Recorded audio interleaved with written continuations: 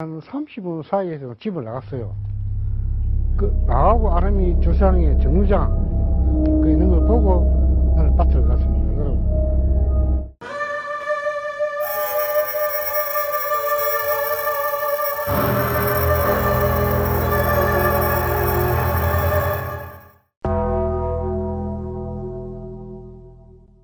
2012년 7월 22일 경상남도 통영시의 한 야산에서 시신 한 구가 발견됩니다. 시신은 양손이 뒤로 묶인 채 마대자루에 들어가 있었으며 상태였죠. 피해자는 당시 초등학교 4학년이었던 A양이었으며 이 사건의 범인은 김점덕 1966년생입니다. 판결문에 따른 사건의 전말은 이러합니다.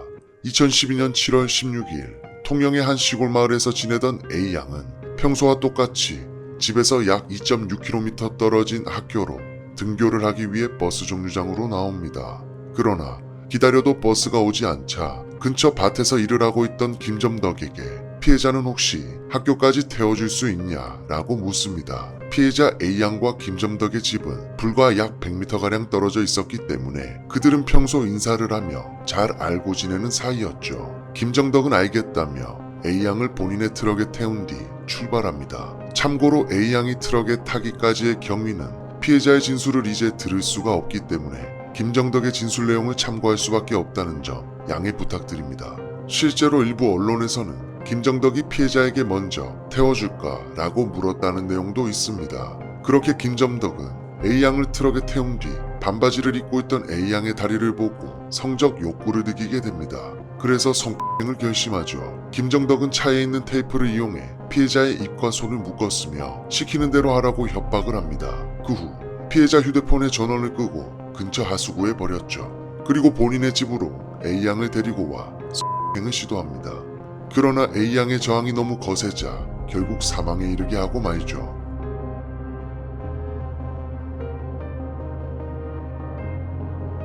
그 후 김점덕은 A양의 시신과 물품들을 들고는 평소 약초를 캐기 위해 자주 다녔던 집으로부터 약 10km 떨어진 야산에 유기합니다.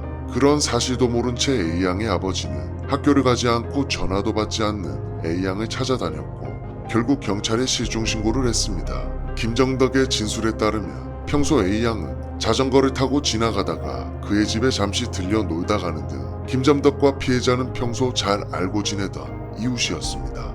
그러나 믿고 따르던 이웃집 아저씨에 의해 A양은 사망하고 만 것입니다. 충격적인 것은 당시 A양의 시신이 발견되기 전 실종 사건을 취재하기 위해 방송사에서 목격자를 대상으로 인터뷰를 하고 있었는데 김점덕이 아침에 버스 정류장에서 A양을 목격했었다고 태연하게 인터뷰를 한 것입니다. 김점덕은 본인이 절대 잡히지 않을 것이라고 생각했을까요? 아니면 수사에 혼선을 주기 위함이었을까요? 김점덕은 목격자로서 진술을 하기 위해 참고인 조사를 받기도 하였습니다.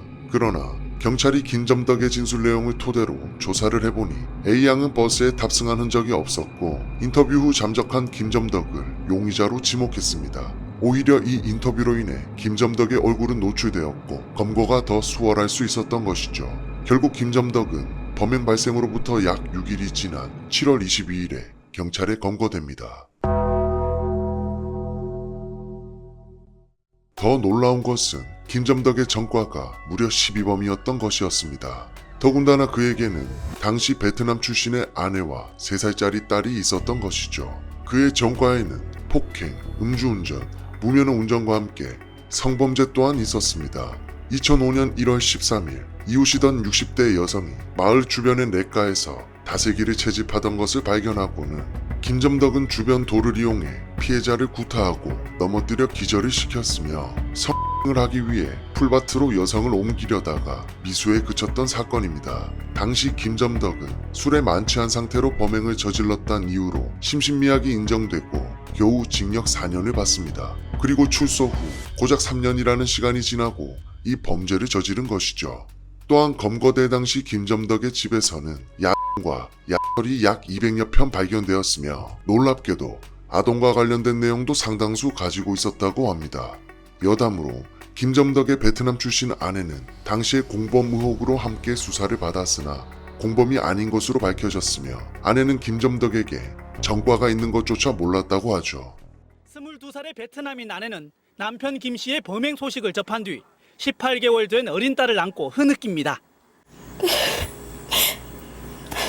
아기 있어 보이는 있어 왜 그렇게 했어 몰랐어요.